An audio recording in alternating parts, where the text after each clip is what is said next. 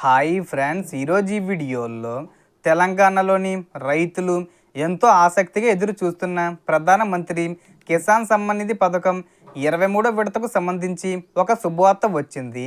So దానికి సంబంధించిన పూర్తి ఇన్ఫర్మేషన్ ఈ వీడియోలో తెలుసుకుందాం. అండ్ వీడియో మీద నచ్చితే లైక్ చేయండి ఫ్రెండ్స్. మీరు చేసే ఒక లైక్ వల్ల ఈ వీడియో ఇంకో 10 మందికి రికమెండ్ అవ్వడం జరుగుతుంది ఫ్రెండ్స్. సో దాని ద్వారా ఈ ఇన్ఫర్మేషన్ అందరూ తెలుసుకోగలరు. సో ఏమాత్రం లేట్ చేయకుండా వీడియోలోకి వెళ్ళిపోద్దాం.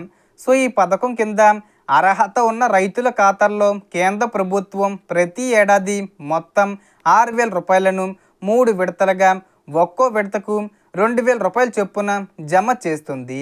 ప్రస్తుతం రైతులందరూ 23వ విడత 2,000 రూపాయల కోసం ఎదురు చూస్తున్నారు. ఇప్పటి వరకు కేంద్ర ప్రభుత్వం అధికారికంగా తేదీని ప్రకటించలేదు. అయితే గత విడతల విడుదల సమయాన్ని పరిశీలిస్తే ఈ జూన్ నెల ముగిసేలోపు అంటే జూన్ 30 తేదీకి ముందు ఏదో ఒక తేదీన 23వ విడత విడుదల చేసే అవకాశం ఉందని సమాచారం వినిపిస్తుంది. కానీ ఇప్పటి వరకు ప్రధాని నరేంద్ర మోడీ గారు అధికారికంగా తేదీని ఖరారు చేయలేదు.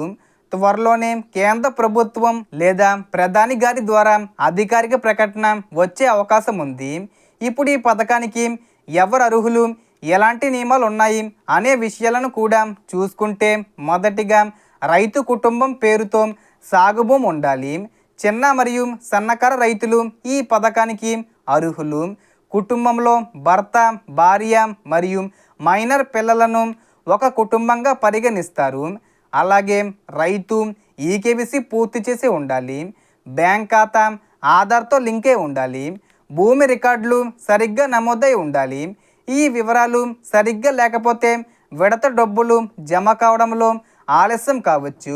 అయితే కొన్ని వర్గాల వారికి ఈ పథకం వర్తించదు. ఆదాయ పన్ను చెల్లించేవారు, ప్రభుత్వ ఉద్యోగులు, పదవీ విరమణ తర్వాత అధిక పెన్షన్ పొందుతున్న వారు, డాక్టర్లు, ఇంజనీర్లు, చార్టెడ్ అకౌంటెంట్లు వంటి కొన్ని వృత్తులకు చెందిన వారు ఈ పథకానికి అర్హులు కారు. మీరు ఇప్పటికే పిఎం కిసాన్ లబ్ధిదారులు అయితే వెంటనే మీ ఈకేవీసీ పూర్తయిందో లేదో, బ్యాంక్ ఖాతా ఆధార్తో లింక్ అయి ఉందో లేదో ఒకసారి చెక్ చేసుకోవడం మంచిది. తద్వారా 23వ విడత డబ్బులు జమ అయ్యే సమయంలో ఎలాంటి ఇబ్బందులు ఎదుర్కోవు.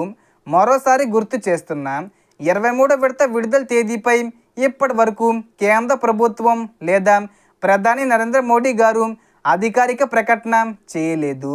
సో దీనికి సంబంధించి ఏ చిన్న ఇన్ఫర్మేషన్ వచ్చినా నేను వీడియో చేసి పోస్ట్ చేస్తాను.